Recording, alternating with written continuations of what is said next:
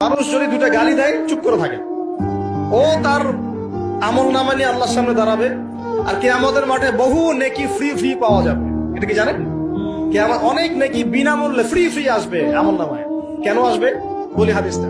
নবী সাল্লাল্লাহু আলাইহি ওয়াসাল্লাম বলেছেন, তোমরা কি জানো সবচেয়ে বড় মিসকিনকে? দরিদ্র মানুষকে, মিসকিনকে। সাহাবীরা বলছেন, আমরা তো মনে করি যার সম্পদ কম সেই মিসকিন। নবীজি বলছেন, না, প্রকৃত মিসকিন সে ব্যক্তি নয়।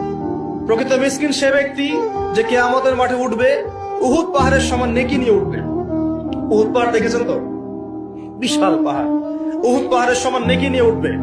নামাজের নেকি, যাকাতের নেকি, হজের নেকি, ওমরার নেকি, বিভিন্ন নেকি। কিন্তু দেখবে সামনে বহু মানুষ দাঁড়িয়ে আছে। কেন দাঁড়িয়ে আছে?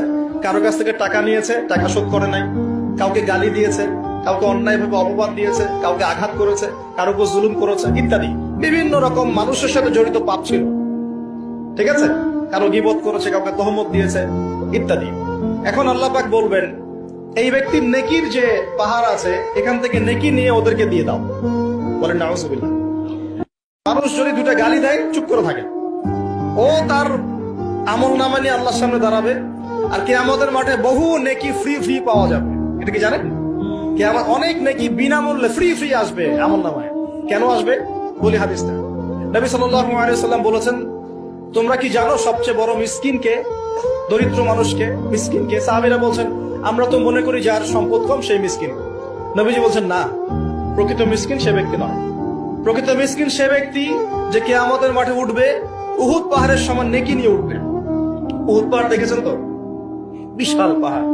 উহুদ পাহাড়ের সমান নেকি নিয়ে উঠবে।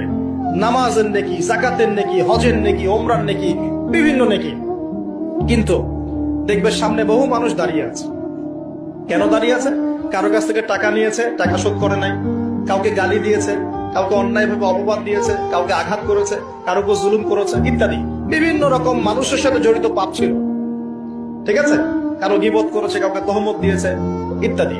এখন আল্লাহ পাক বলবেন, এই ব্যক্তির নেকির যে পাহাড় আছে এখান থেকে নেকি নিয়ে ওদেরকে দিয়ে দাও। বলেন নাউজুবিল্লাহ।